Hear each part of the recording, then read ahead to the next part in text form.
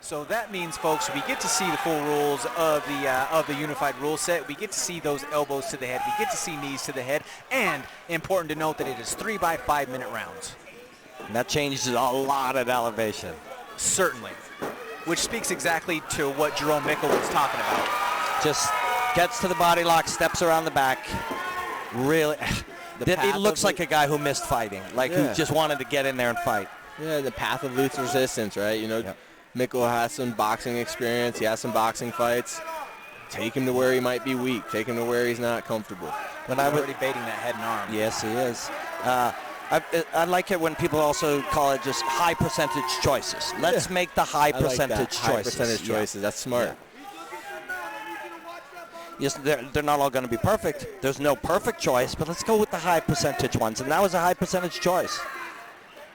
Yeah, especially with a guy you know might struggle with the cardio. Let's wear him out in the first round, and then come out in the second and third. Yep.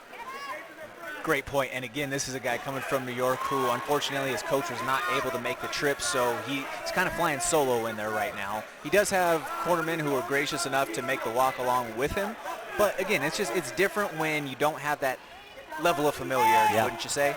Yeah, for sure. You know, that's a thing. I'm lucky enough. I've never had to experience that. You know. It'd be hard. You can imagine how hard it would be. Yeah, and it's tough because it's in addition to everything else. You're already doing the hardest thing that you could do, and then you add obstacles on top of that. It's just difficult.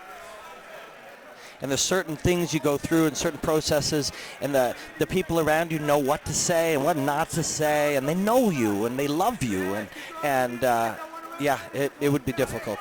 As a grappling nerd, I'm loving what Petrosyan is doing right now. The way that he used that face cover just a second ago, as he's, just like we talked many a times, you got to put guys in the slow cooker. Yep. You got to be able to just drain that tank that they have to later more optimally and efficiently employ your game plan. You see that strong tripod and the drop of the elbow right there from our Petrosyan.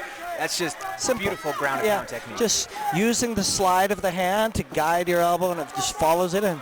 Yeah, framing the face and hitting that little cheap elbows, you know, short shots. You don't have to be big with these wild punches. Yeah. Take them. They're there.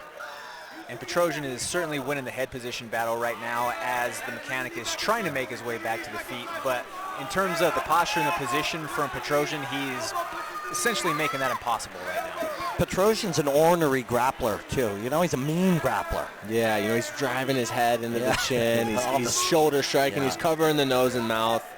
Well, just making it difficult. It's like he has a steering wheel with that lower tight. half. Yeah, it's tight. You go ahead. Americana. No. He let it go. Yeah, he let it go because the back was coming. So he just took it.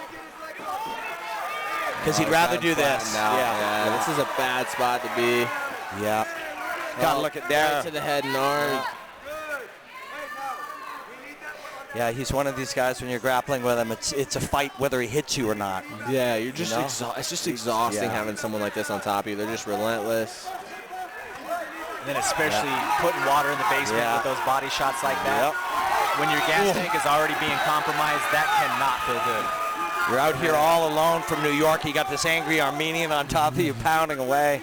Yeah, you need to post hips here. You might give up a shot now. It's going to be tough with the grapevine. You got to clear grapevines and post hips. Yep.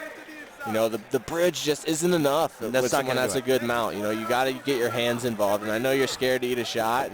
But you got to do it. You're going to eat a shot either way, you know. Yeah. But he's out. He's done. Yeah, he tapped.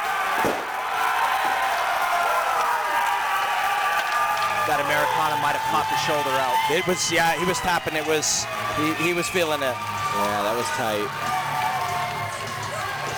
You know, the game, the tap is to say, you would break my arm if I did not tap. And when you're choking, it's, you would kill me if I did. That's what we're representing here, right? We don't want to kill anybody. We don't want to break his arm. Yeah. We want to win the fight. And when he taps, your job isn't to release on the tap either. People don't necessarily to release when the ref.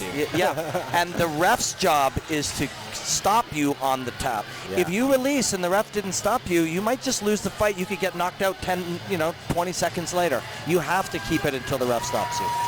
It's your job. You guys probably noticed people respond now with the extra shots. The audience really, really hates that now. But it's part of the game. I don't hate it because I've seen guys get clipped and they're out, but they're not really out. Right. You know, and you can't. You're gonna risk half your check on if the ref is on his game or not, or no. Don't let the ref make the decision for you. You know. That's a stoked dude. Yeah, he is fired up. Give me my money, he yelled. Well, a little bit of adversity going on right now. I'm getting it settled down and cleared up.